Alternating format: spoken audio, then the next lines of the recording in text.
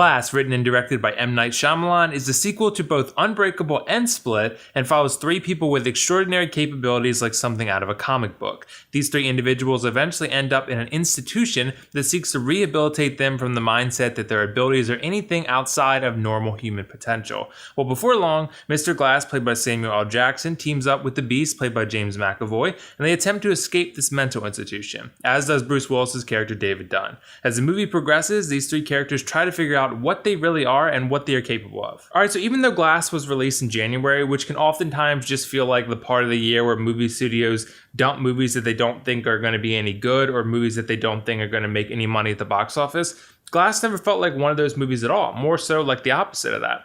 I mean, it follows up the highly successful Split, and it comes like 18 and a half years after Unbreakable, which is also pretty well received by the fans for the most part.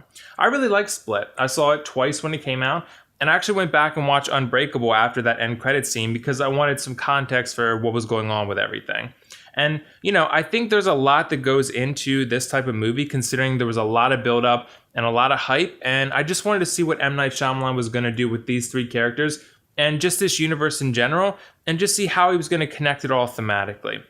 And Glass is a difficult film to review for me because there's parts of it that I really like, but there's also parts of it that felt fairly underwhelming, just based on all that build-up and hype surrounding the finality of this trilogy. I left the theater really conflicted, but I also spent a lot of time thinking about everything that happened and what it all meant, and whether it was, what I actually wanted to see and how I wanted things to end. M. Night Shyamalan has always made an effort to subvert expectations, to offer some sort of twist that, surprises you by taking things in an entirely different direction later on at various points in his films. Glass follows that, twist formula that M. Night Shyamalan is known for, and I can't really definitively say that this movie is better for it. I think that the route the film elects to go and how it explains what's actually going on and whether these three are exceptional or not is one that I enjoyed, but one that I didn't exactly feel that the finality of it all was very satisfying. I mean, Glass is going to be pretty divisive because I think there are a lot of people that are going to go into it wanting different things out of it. Those that have only seen Split are probably going to go in expecting something more along the lines of a horror thriller, and it's not that. And then you have the audiences that have seen both Unbreakable and Split, and they're probably going to want different things too. I expected to see more fights, more superhero showdowns between the Beast and David Dunn, and that's not really what this movie delivers or what it's about. This is where I remain somewhat conflicted because a large chunk of this movie takes place in the hospital or the treatment facility, and it just follows the characters as they're being treated and trying to figure out whether they're extraordinary or not. Now, this is where I think your expectation is going to change feeling and overall perception when the credits roll. Unbreakable doesn't have a lot of fights, and it more so focuses on being as realistic as you could possibly be in terms of how you approach a story with superheroes in it.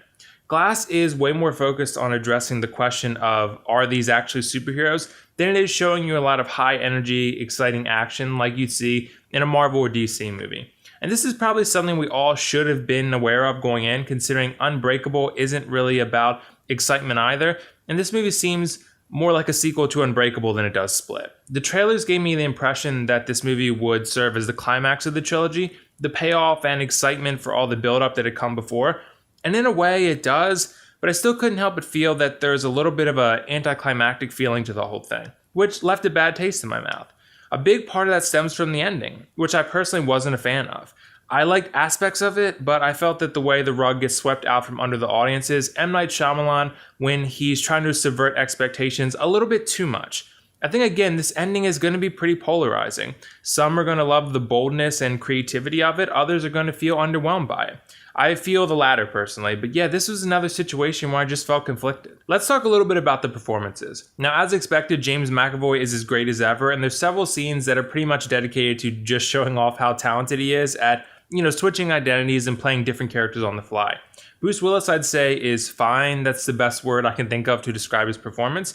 I don't think he's particularly trying that hard, but I don't think he sinks the film, with his lack of effort either. He's adequate in the role of David Dunn, and I think the more disappointing part for me was that David Dunn hardly has any development in this movie. He goes from his crime fighting in the shadows to the institution to be treated, and we don't get to explore his mindset much further than we already did in Unbreakable. Samuel L. Jackson is just as interesting here as he was in Unbreakable, and I found his performance to be really great, but the biggest letdown for me is that he's relegated to the sidelines for almost half the movie, maybe more.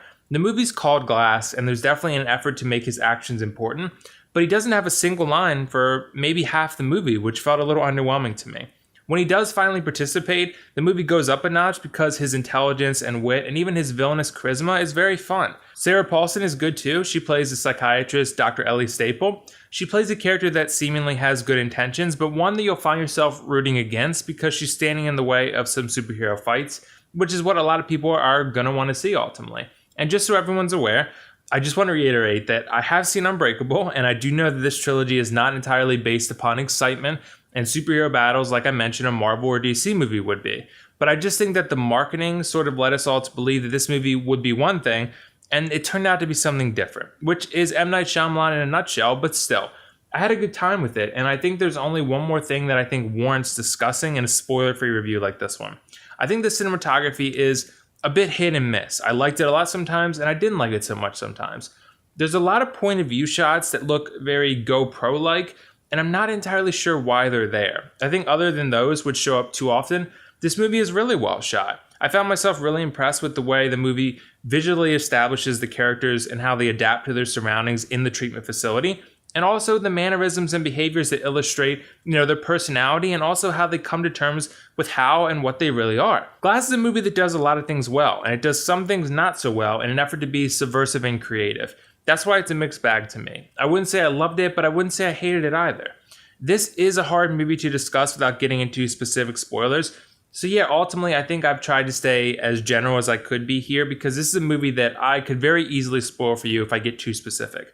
Still, let's take a look at the pros cons list as we wrap up. For the pros, I think 3 of the 4 main performances are all very strong. The cinematography is often really immersive, and the movie's exciting and unique when it wants to be. As for the cons, I think the ending is underwhelming. There's too many point of view shots, and there's too much subversion going on that ends up, giving you unsatisfying results. I'm going to give Glass a 7.5 out of 10 and still recommend you check it out because I think there's a chance you'll really love it. A good chance at that. There's also a chance you'll be disappointed by it, but I think it's worth the risk. So did you guys see Glass yet? What did you think of it? And if not, let me know why not. And also let me know your favorite film in the Unbreakable Split trilogy. That's honestly a tough one for me, but it's probably Split. I think that movie puts James McAvoy's insane acting skills on full display, and it resulted in the best overall experience. But still, make sure to let me know what you guys think in the comments below. This is WillFoxification signing off. I'll see you guys in the next review.